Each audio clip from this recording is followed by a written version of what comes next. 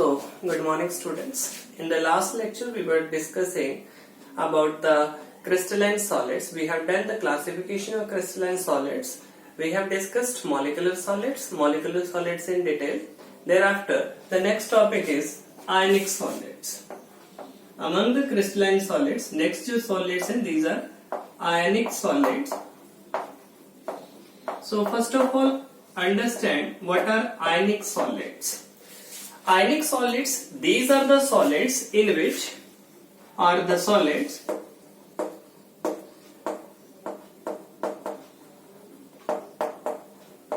in which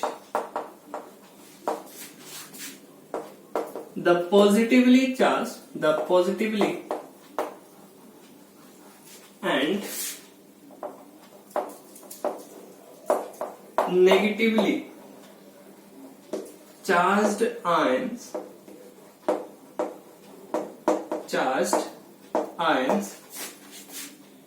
are present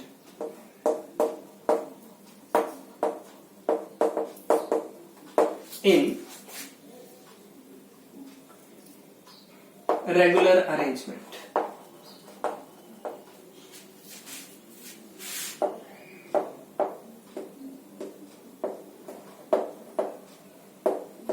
So, ऐसे solids जिनके case में पॉजिटिवली और नेगेटिवली चार्ज्ड आयंस प्रेजेंट होंगे in a regular arrangement, such kind of solids are known as what? Ionic solids. So, ionic solids are made up of positively and negatively charged ions, and these positively and negatively charged ions are known as cations and anions. ठीक है? So, there will be electrostatic force of attraction between the positively and negatively charged particles. So, electrostatic force of attraction will be there between the positively and negatively charged particles. The positively and negatively charged particles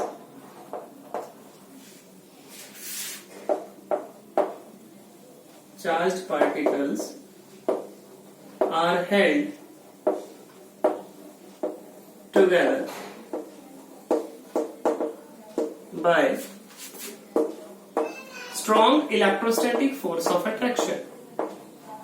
Strong electrostatic force of attraction.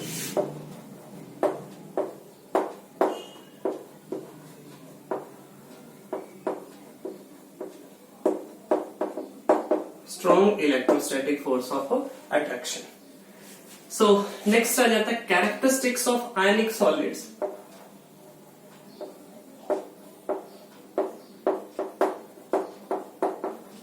Characteristics of ionic solids. So see, one thing is clear, there is presence of strong electrostatic force of attraction between the ionic solids, between the positively and negatively charged particles. So let us study the characteristics of ionic solids. So first one आ जाता है, ionic solids have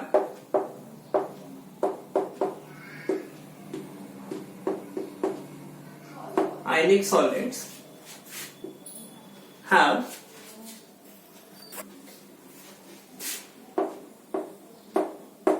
solids have high melting and boiling point. High melting point and boiling point. And the reason why they have high melting and boiling point, due to the presence of strong electrostatic force of attraction. Next characteristic आ जाता है, ionic solids are hard. Ionic solids are hard and brittle. ठीक है? Next characteristic आ जाता है, ionic solids are poor conductor of electricity in solid state, or ionic solids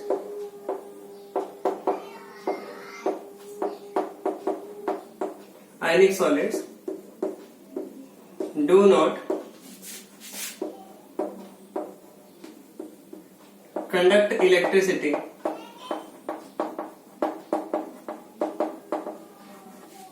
in solid state. ठीक है, solid state में ये जो है ये इलेक्ट्रिसिटी कंडक्ट नहीं करेंगे and the reason behind this is the ions are not free to move in the solid state but they can conduct electricity in their aqueous state or in molten state as ions are free to move. ठीक है, तो molten state में या फिर aqueous state में ये क्या कर सकते हैं, इलेक्ट्रिसिटी कंडक्ट कर सकते हैं. ठीक है, और आ जाता है ionic solids have high enthalpy of vaporization. Ionic solids have high enthalpy of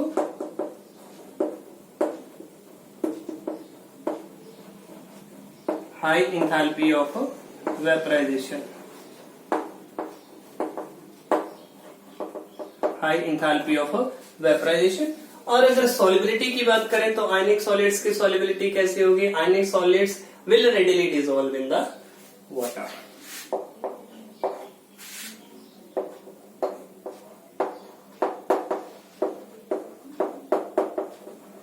Ionic solids are soluble in water. ठीक है, ionic solids are soluble in water. They will readily dissolve as जैसे वाटर में अगर इनको dissolve करेंगे तो ionization हो जाएगी. ठीक है, as they will split into ions, that is why they are soluble in water. So all these are the characteristics of ionic solids.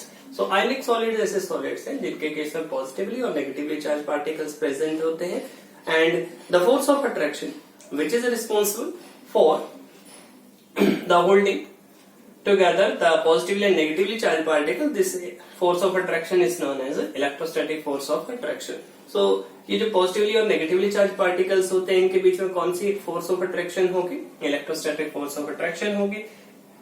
इसके बाद आ जाते हैं कैरेक्टरिस्टिक्स की बात. तो आयनिक सॉलिड्स जो है they have high melting and boiling point. Reason again strong electrostatic force of attraction. Ionic solids are hard and brittle. Hardness किसकी वजह से होती है, क्योंकि इनके केस में किस स्ट्रक्चर है, रेगुलर अरेंजमेंट है कॉन्स्टिट्यूटिंग पार्टिकल्स का. Ionic solids do not conduct electricity in solid state but they do conduct electricity in molten और aqueous state.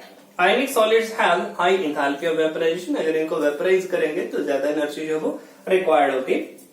And ionic solids are soluble in water as they will readily dissolve. Reason behind this, they will undergo ionization. ठीक है, इनके case में ionization हो जाती है. That is why they are soluble in water. So all these are the characteristics of ionic solids. अब इसके बाद जो हम डिस्कस करने जा रहे हैं वो है metallic solids.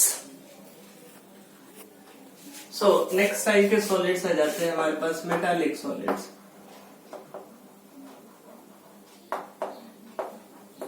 Metallic solids. और अगर हम मेटालिक सॉलिड्स की बात करें तो in case of metallic solids what will happen. So metallic solids, these are the solids, these are the solids in which the constituting particles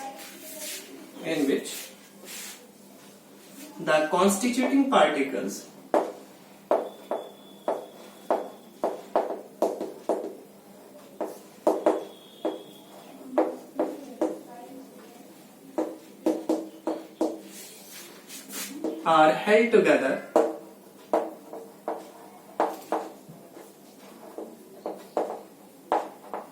by metal bond.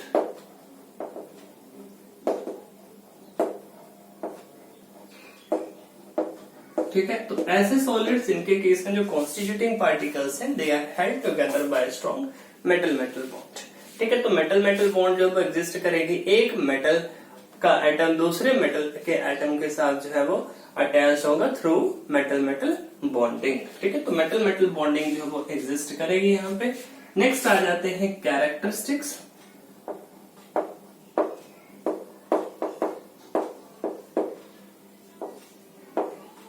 characteristics of metallic solids.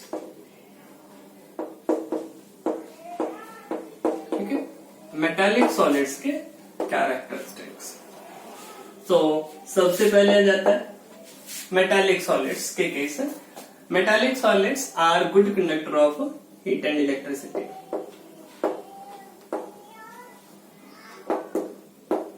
Metallic solids. और अगर hardness की बात करें तो hardness का discuss कर लेते हैं. मेटालिक सॉलिड्स में भी हार्ड और सॉफ्ट. ठीक है, मेटालिक सॉलिड्स जो है वो हार्ड भी हो सकते हैं एज वेल एज सॉफ्ट भी हो सकते हैं. ठीक है, नेक्स्ट कैरेक्टरिस्टिक आ जाता है metallic solids are good conductor of heat and electricity. Are good conductor of heat and electricity.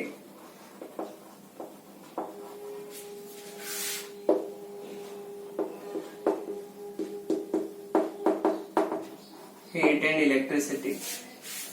तीसरा आ जाता है जो मेटालिक सॉलिड्स हैं, they have shining surface. Metallic solids have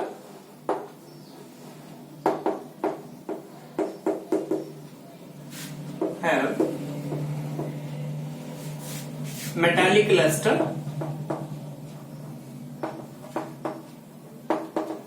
metallic luster जो है वो एग्जिस्ट करती है इनके केस में. शाइनिंग सरफेस जो है वो एग्जिस्ट करता है मेटालिक सॉलिड्स के केस में. और अगर कैरेक्टरिस्टिक्स की बात करें तो मेटालिक सॉलिड्स जो है they are malleable and ductile. Metallic solids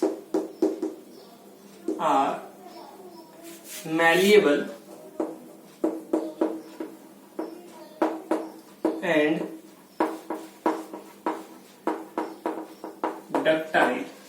ठीक है, तो जो भी मेटालिक सॉलिड्स हैं these are malleable and ductile. और अगर एंथैल्पी ऑफ फ्यूजन की बात करें then metallic solids have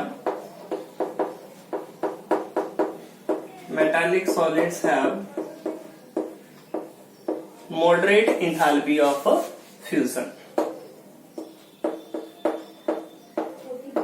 Moderate enthalpy of fusion. Enthalpy of fusion. ठीक है, तो मेटालिक सॉलिड्स के केस में क्या एग्जिस्ट करती है? Moderate enthalpy of fusion. Fusion mean solid से किस स्टेट में चेंज हो रहा है, लिक्विड स्टेट में चेंज हो रहा है. तो एंथैल्पी जो है वो क्या होगी, ना तो बहुत ज्यादा होगी और ना ही बहुत कम होगी. So all these are the characteristics of metallic solids. इसके बाद लास्ट टाइप के सॉलिड्स हमारे पास बच रहे हैं, वो कौन से हैं? कोवलेंट और नेटवर्क सॉलिड्स. ठीक, सो नेक्स्ट आ जाते हैं हमारे पास कोवलेंट और नेटवर्क सॉलिड्स. कोवलेंट और नेटवर्क सॉलिड्स. सो अगर हम कोवलेंट और नेटवर्क सॉलिड्स की बात करें, so these are the solids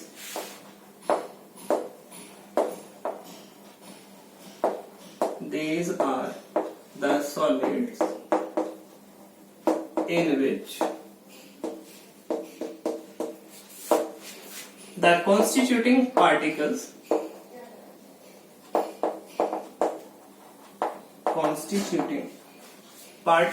are held together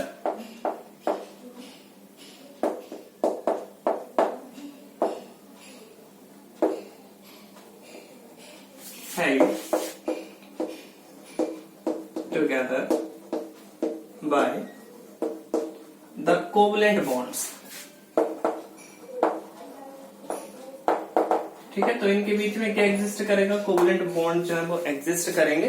but these covalent bonds will repeat again and again. ये जो कोवलेंट बॉन्ड्स हैं ये रिपीट करेंगे again and again and it will form a giant structure.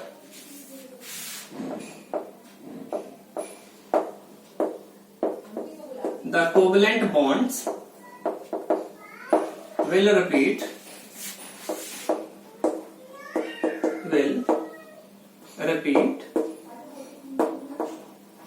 and form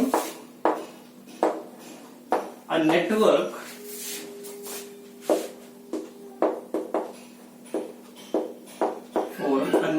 of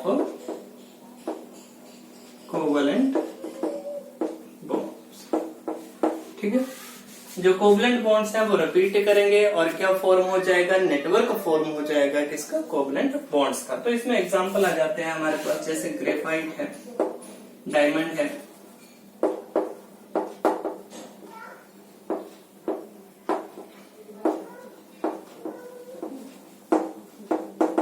ये सारे के सारे किसके एग्जांपल्स हैं। नेटवर्क एग्जिस्ट करता है यहाँ पे कोवलेंट बॉन्ड्स का, इसी तरह इसकी वजह से इन सॉलिड्स को क्या बोलते हैं, कोवलेंट और नेटवर्क सॉलिड्स भी बोलते हैं। ठीक है, तो अगर हम डायमंड के स्ट्रक्चर की बात करें, सो स्टूडेंट्स यहाँ पे आप किसी भी स्ट्रक्चर को देख सकते हो। जैसे इस कार्बन एटम को अज्यूम कर लो, ठीक है, ये कार्बन एटम है, तो ये कितने और कार्बन एटम के साथ बॉन्डेड है। देखो यहाँ पे भी एक कोवलेंट बॉन्ड फॉर्म कर रहा है, यहाँ पे भी कोवलेंट बॉन्ड फॉर्म कर रहा है, यहाँ पे भी कोवलेंट बॉन्ड फॉर्म कर रहा है, यहाँ पे भी कोवलेंट बॉन्ड फॉर्म कर रहा है।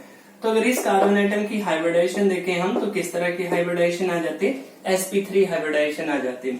और इस तरह से बहुत ही ज्यादा नेटवर्क जो वो एग्जिस्ट करेगा। ठीक है, एंड ये किसके केस में एप्लीकेबल है, डायमंड के केस में एप्लीकेबल है। ठीक है, तो diamond is regarded as the hardest substance. ठीक है, तो डायमंड के केस में क्या एग्जिस्ट करता है, नेटवर्क ऑफ कोवलेंट बॉन्ड्स में वो एग्जिस्ट करेगा। ठीक है, बाकी अगर ग्रेफाइट की बात करें तो ग्रेफाइट के केस में जो है, अगर कार्बन एटम्स की हाइब्रिडाइजेशन की बात करें तो each carbon atom will be what, sp3 hybridized, each carbon atom will be sp3 hybridized and thin sheets like structure जब एग्जिस्ट करेगा। अब किसी भी कार्बन एटम को आप कंसीडर कर सकते हो, जैसे मैंने इस कार्बन एटम को कंसीडर कर लिया। ठीक है, so this carbon atom is forming how many bonds, 3 bonds. ये कार्बन एटम क्या फॉर्म कर रहा है, 3 बॉन्ड्स वो फॉर्म कर रहा है। तो ग्रेफाइट के केस में जो कार्बन एटम की हाइब्रिडाइजेशन होगी that will be what, sp2 hybridization. ठीक है, जो each carbon atom that will be sp2 hybridized and one carbon and each carbon atom will have one free electron. हर carbon atom के पास क्या present होगा, एक फ्री इलेक्ट्रॉन प्रेजेंट होगा। And due to the presence of free electron between the layers of carbon atom, carbon atom का ये जो नेटवर्क का ये जो स्ट्रक्चर एग्जिस्ट कर रहा है, ग्रेफाइट का जो स्ट्रक्चर एग्जिस्ट कर रहा है, इसमें हर कार्बन एटम के पास एक फ्री इलेक्ट्रॉन प्रेजेंट है। तो उसकी वजह से जो ग्रेफाइट जो वो कंडक्ट करता है electricity, because the electron can move between these layers. इस तरह से 3 डायमेंशनल स्ट्रक्चर जो एग्जिस्ट करेगा। अब ये इलेक्ट्रॉन जो है ये मूव कर सकता है between the layers of these carbon atom. Carbon atoms की जो लेयर्स हैं इनके बीच में इलेक्ट्रॉन जो है वो क्या कर सकता है, मूव कर सकता है। So they will conduct electricity. ठीक है, जो ग्रेफाइट है, graphite will conduct electricity due to the movement of free electrons between the layer of these carbon atoms. ठीक है, सो नेटवर्क एग्जिस्ट करता है कोवलेंट बॉन्ड्स का, इसी वजह से इस तरह के सॉलिड्स को और क्या बोलते हैं, कोवलेंट और network solids.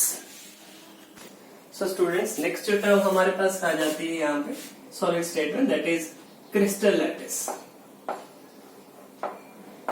Crystal lattice. So first of all understand what is a crystal lattice. So a crystal lattice is defined as the three-dimensional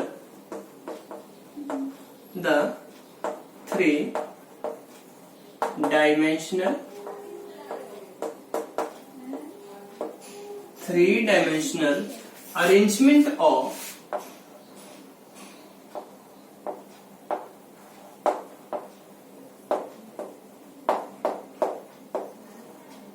the three-dimensional arrangement of constituting particles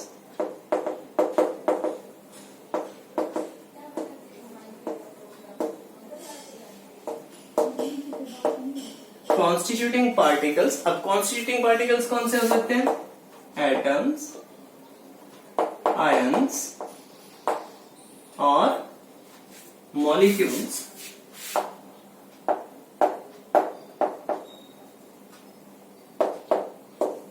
in space. See, जो crystal lattice है आपके पास, it is what, it is 3 dimensional arrangement. किस तरह का arrangement है ये? 3 dimensional arrangement है. किसका? कॉन्स्टिट्यूटिंग पार्टिकल्स का. अब कॉन्स्टिट्यूटिंग पार्टिकल्स कौन से हो सकते हैं? एटम्स हो सकते हैं आपके पास, या तो फिर आयंस हो सकते हैं, या फिर मॉलिक्यूल्स हो सकते हैं. तो इनका ये किस तरह का अरेंजमेंट है? 3 डायमेंशनल अरेंजमेंट है कॉन्स्टिट्यूटिंग पार्टिकल्स का. This is known as what? A crystal lattice. क्या बोलते हैं इसको? Crystal lattice. ठीक है, स्पेस में जो है अरेंजमेंट है कॉन्स्टिट्यूटिंग पार्टिकल्स, एटम्स, आयंस या फिर मॉलिक्यूल्स हो सकते हैं. ठीक है. सो जो 3 डायमेंशनल अरेंजमेंट अराइज हो रहा है, that 3 dimensional arrangement is known as a crystal lattice. अब ये जो क्रिस्टल लैटिस है, इसमें स्मॉल बहुत सारी यूनिट सेल्स हमको क्या करते हैं? रिपीट करती हैं. बहुत सारी यूनिट्स हमको क्या होते हैं? रिपीट करते हैं. And these small units are known as what? Unit cell. तो नेक्स्ट जो हमारे पास टर्म आती है, that is unit cell. So what is a unit cell? So unit cell is defined as the smallest repeating unit, the smallest repeating unit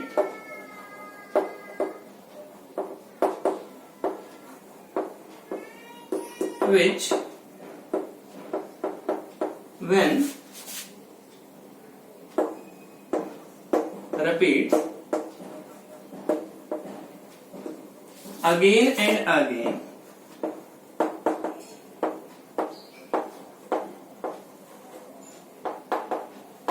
form a giant crystal lattice. ठीक है, एक smallest repeating unit जो बार बार क्या करेगी? Repeat करेगी. ठीक है, बार बार repeat कर रही है, अगेन एंड अगेन रिपीट कर रही है, और एक जाइंट 3 डायमेंशनल स्ट्रक्चर जो फॉर्म कर रही है. ठीक है, तो इस स्मॉलेस्ट रिपीटिंग यूनिट को हमने क्या बोला? Unit cell. ठीक है.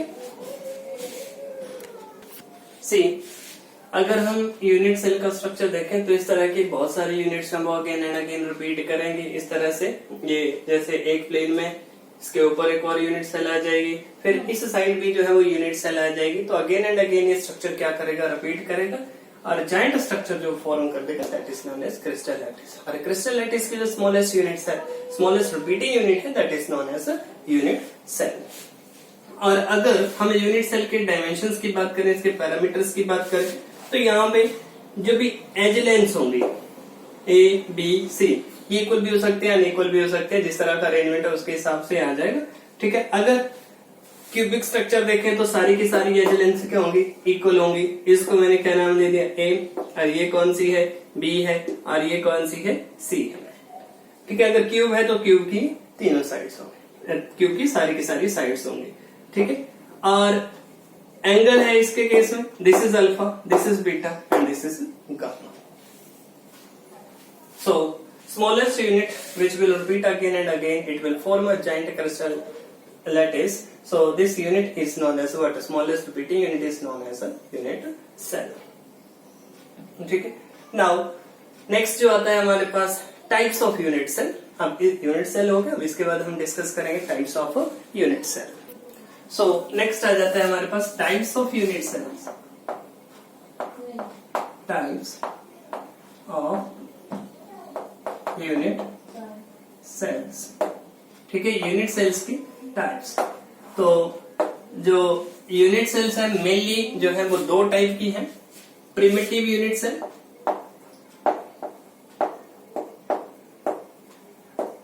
Primitive unit cell. And if we talk about the primitive unit cell, then what is a primitive unit cell?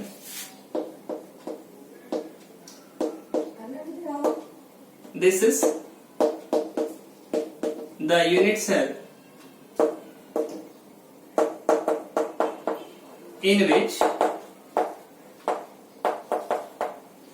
The particles are present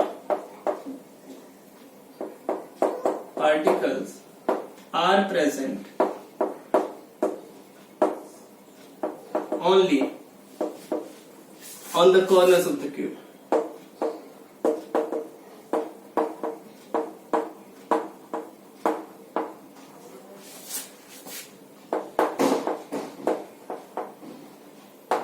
ठीक है, ओनली कॉर्नर्स तक आप कर सकते हैं। ठीक है, क्यूब है या फिर वो सेपरेट रेशियो। ठीक है, सो ऐसी यूनिट सेल जिसमें सिर्फ पार्टिकल्स हैं, जो भी कॉन्स्टिट्यूटिव पार्टिकल्स हैं वो कहां पे प्रेजेंट है, सिर्फ कॉर्नर्स पे प्रेजेंट है, इस तरह की यूनिट सेल को क्या बोलेंगे हम, प्रिमिटिव यूनिट सेल। और इसमें जो एग्जांपल आ जाता है वो है simple cubic unit cell. Simple cubic unit cell is a type of primitive unit cell. और दूसरा जो आता है वो है non primitive unit cell.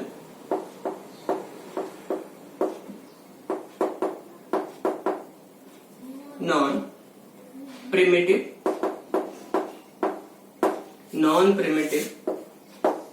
Unit cell. So अगर नॉन प्रिमिटिव यूनिट सेल की बात करें, सो एटम्स कॉर्नर्स पे तो प्रेजेंट होंगे ही, but they may be present on the other side also. So the unit cell, और this is a unit cell in which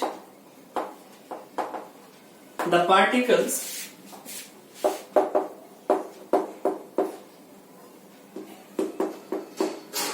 are present on the corners of the cube,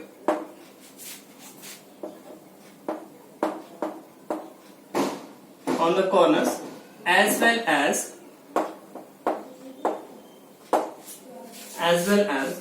some other sites in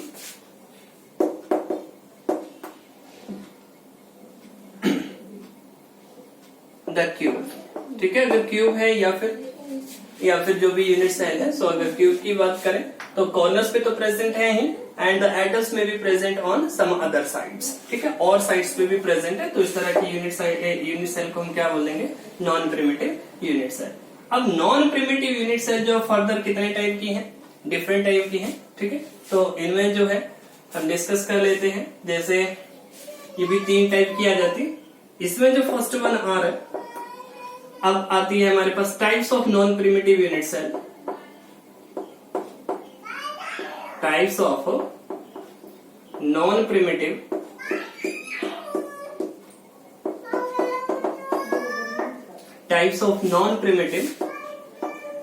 unit cells. So non primitive unit cell जो है further 3 centre cubic unit cell,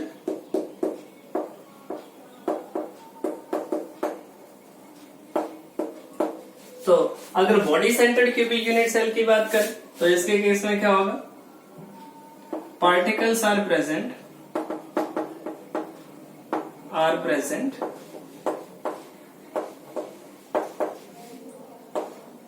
on the corners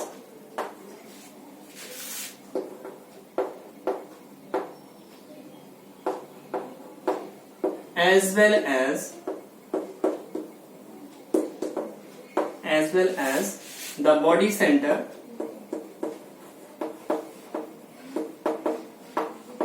of the cube।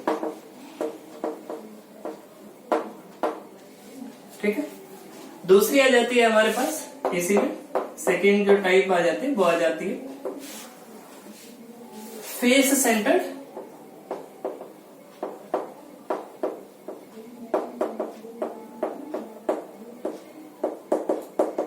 Unit cell. तो face centred unit cell की अगर बात करें तो जो constituting particles हैं वो कहां पे प्रेजेंट होंगे, पार्टिकल्स यहाँ पे कौन से हैं? Constituting particles. Particles are present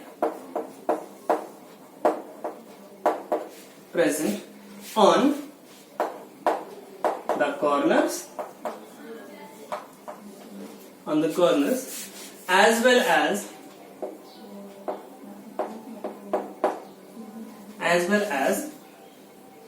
the faces, as well as on the faces of the cube.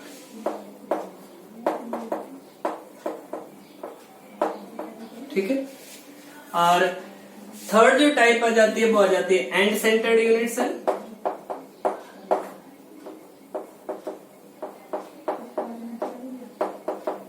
And centred unit cell. ठीक है. तो अगर मैं एंड सेंटर्ड यूनिट सेल की बात करूं तो कॉर्नर्स पे तो एटम प्रेजेंट होंगे ही, साथ में किन्हीं दो अपोजिट एंड्स में भी पार्टिकल जो प्रेजेंट हो सकते हैं. Particles are present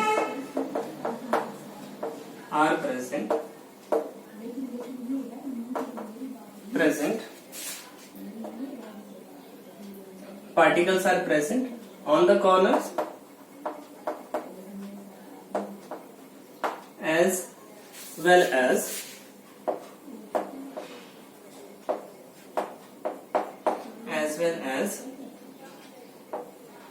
on any two opposite ends.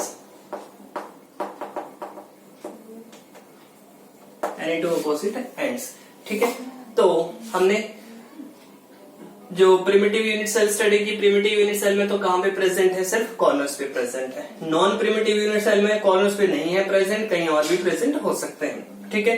Non primitive को क्लासिफाई कर दे तीन कैटेगरीज में. कौन कौन सी है? पहली आ गई बॉडी सेंटर्ड. एक तो एंटायर क्यूब पे सभी कॉर्नर्स पे प्रेजेंट है, एज वेल एज एक बॉडी सेंटर में क्या है? एम्बेडेड है. ठीक है. इसका भी डायग्राम हम स्टडी करेंगे, देखेंगे. फेस सेंटर कॉर्नर्स पे प्रेजेंट है अलोंग विद फेसेस. ठीक है. थर्ड वन आ जाता है एंड सेंटर. कॉर्नर्स पे तो प्रेजेंट है ही, और कहां पे प्रेजेंट है? On the any two opposite ends. ठीक है. Let us explore each and every type of unit cell one by one. See, सबसे पहले हमने स्टडी की कौन सी? सिंपल क्यूबिक यूनिट सेल, जिसको हमने और क्या बोला? Primitive unit cell.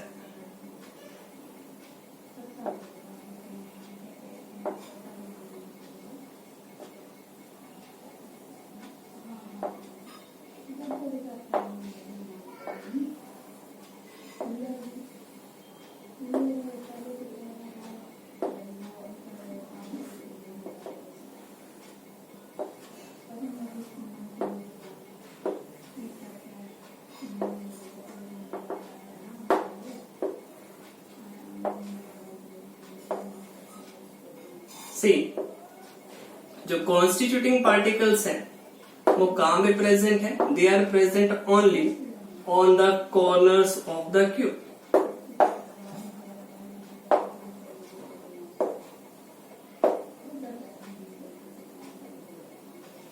This type of unit cell is known as simple cubic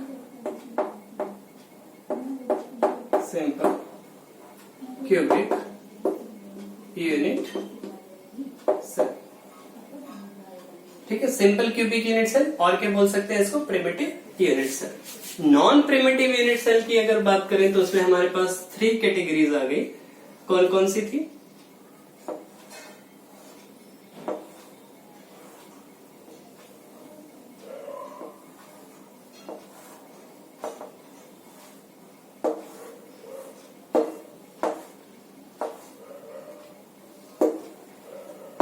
पहली चीज जो कंपल्शन है वो पार्टिकल्स कहां पे प्रेजेंट है? कॉर्नर्स पे तो प्रेजेंट है ही. ठीक है. अब नेक्स्ट जो हम डिस्कस करने जा रहे हैं वो है बॉडी सेंटर.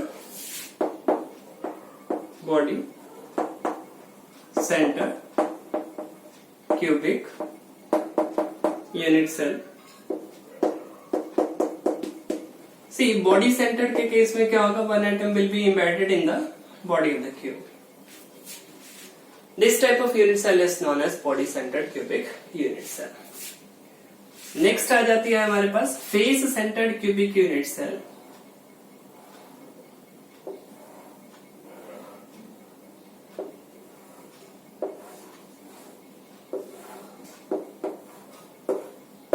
नेक्स्ट है face centred cubic unit cell.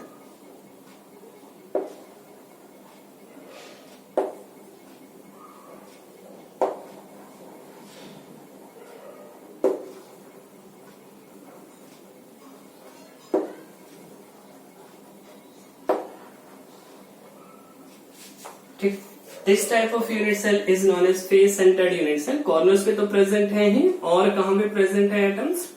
They are present on the 6 faces of the cube.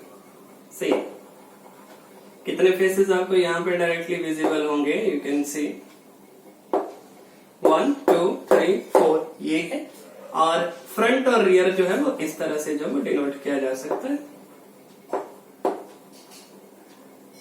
ठीक है, एक फ्रंट फेस पे होगा, एक रियर फेस पे प्रेजेंट होगा। सो इस तरह के यूनिट सेल को हम क्या बोलेंगे? Face centred unit cell, cubic unit cell. ठीक है, और नेक्स्ट जो आ जाता है वो है लास्ट वन जो हमने स्टडी की नॉन प्रिमिटिव यूनिट सेल में, वो है एंड सेंटर्ड यूनिट सेल।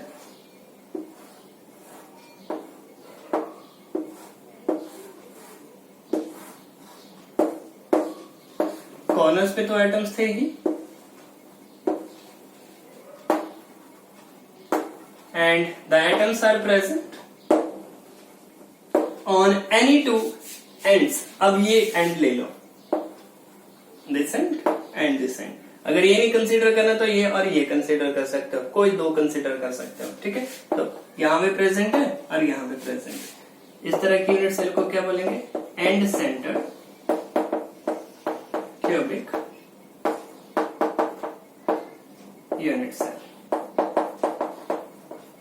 ठीक है, so all these are the different types of unit cell. ठीक है, ये डिफरेंट टाइप की यूनिट सेल है। कौन सी है? Simple cubic. एटम्स कहां पे प्रेजेंट है? Only on the corners of the cube. कौन सी है? Body centred. कॉर्नर्स पे तो है ही, नॉन प्रिमिटिव की कैटेगरी में चलेगी। क्यों? क्योंकि और अदर प्लेसेस पे भी प्रेजेंट है, कॉर्नर्स पे तो प्रेजेंट है ही, एक बॉडी सेंटर में एम्बेडेड है। उसके बाद आ जाओ फेस सेंटर्ड। फेस सेंटर में कॉर्नर्स पे तो प्रेजेंट है ही, atoms are present on the faces along with the corners of the cube. ठीक है, तो 6 फेसेस हैं, उनपे भी एटम्स प्रेजेंट है। इसके अलावा और कौन सी आ जाती है आपके पास? And centred. किन्हीं 2 अपोजिट एंड्स को कंसीडर करना। ठीक है, सो इस तरह की यूनिट सेल को क्या बोलेंगे हम? End centred cubic unit cell. ठीक है, यहां तक आप कर लोगे, इसके बाद नेक्स्ट टॉपिक जो है डिस्कस करेंगे।